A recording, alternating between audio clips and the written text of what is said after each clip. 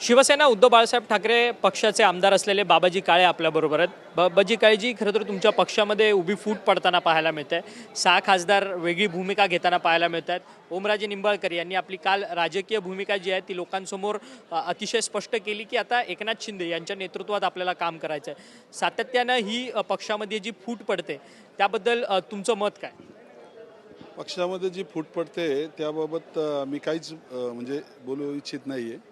त्या व्यतिरिक्त मला दुसरं काही बोलायचं असलं तर नाही, परंतु सातत्यानं ह्या सगळ्या तुमच्या राजकीय पक्षामध्ये फूट पडताना पाहायला मिळते आणि वर्धापन दिनाच्या कार्यक्रमाला तुम्ही देखील मुंबईमध्ये उपस्थित नव्हतात. खरं तर अनेक खासदारांपाठोपाठ अनेक आमदार नगरसेवक देखील खरं तर या ऑपरेशन टायगरचा भाग असतील पुढच्या येत्या काळामध्ये, अशा पद्धतीचं मत जे आहे ते सातत्यानं शिंदेंच्या शिवसेनेकडनं बोललं जातं. खासदारांच्या संदर्भात मान्य आहे, परंतु आमदार आणि नगरसेवकांच्या संदर्भात 1% सुद्धा असा काही प्रकार नाही आहे.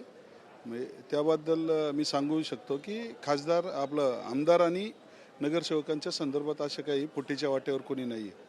परंतु खेड आळंदीचे तुम्ही आमदार आहात, परंतु ज्यावेळेस भीमाशंकर मंदिराचा जीर्णोद्धार विकास कामांचा पाहणी आढावा होता, त्यावेळेस मात्र मुख्यमंत्री देवेंद्र फडणवीस तिथे गेलेले होते.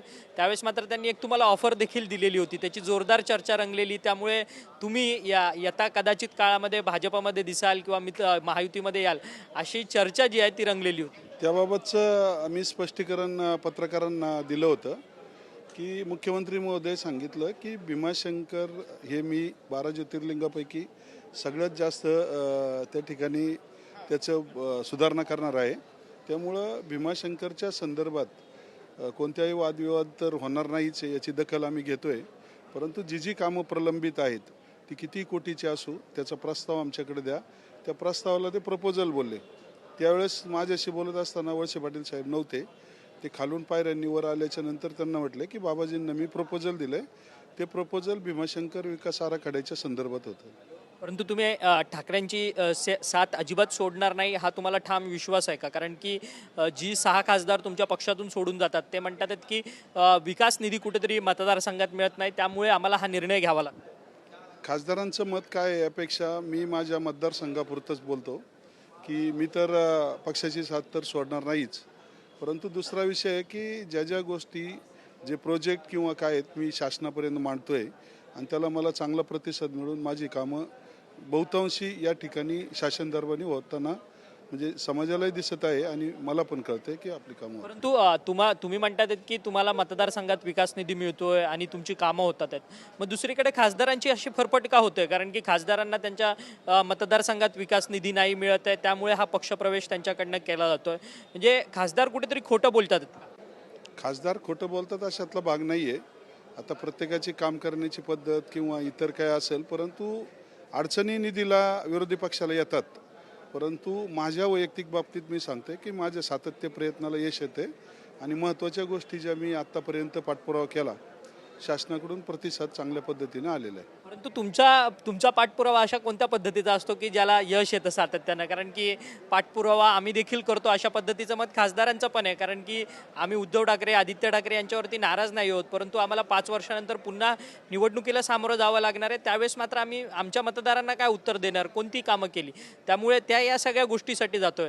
परंतु तुम्ही आमदार आहात, तुमचा असा कोणता पाठपुरावा आहे की ज्यामुळे तुमची सगळी कामं जी आहेत मार्गी लागतात आहेत, जी विकास कामांना कोणताही रोख जो आहे तो सरकारकडनं मिळत नाही? मला त्याबाबत नाही सांगता येणार, परंतु माझी कामं बऱ्यापैकी होतात, तेवढंच.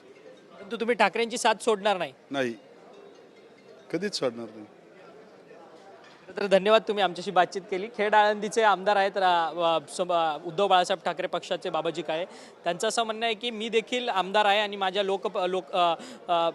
विधानसभा मतदारसंघामध्ये काम करतोय, त्यामुळे माझ्या विकास कामांना कोणताही अडथळा येत नाही. मी सातत्यपूर्ण पाठपुरावा जो आहे तो अनेक विकास कामांचा घेत असतो, त्यामुळे मला निधीच्या बाबतीत आणि विकास कामांच्या बाबतीत कोणतेच अडचण येत नाही. परंतु खासदारांचं म्हणणं हे त्याच्या संदर्भात मी बोलणार नाही, परंतु माझं काम जे आहे ते योग्य पद्धतीने होतंय, त्यामुळे अशा पद्धतीचं मत जे आहे ते बाबाजी काळे यांनी व्यक्त केलं आहे. आणि कोणत्याही परिस्थितीत मी शिवसेना उद्धव बाळासाहेब ठाकरे हा पक्ष जो आहे तो सोडणार नाही असा विश्वास बाबाजी काळे यांनी आपल्याशी बोलताना व्यक्त केला आहे. व्हिडिओ जर्नलिस्ट योगेश गुरवसह अक्षय मंकणी, TV9 मराठी, मुंबई.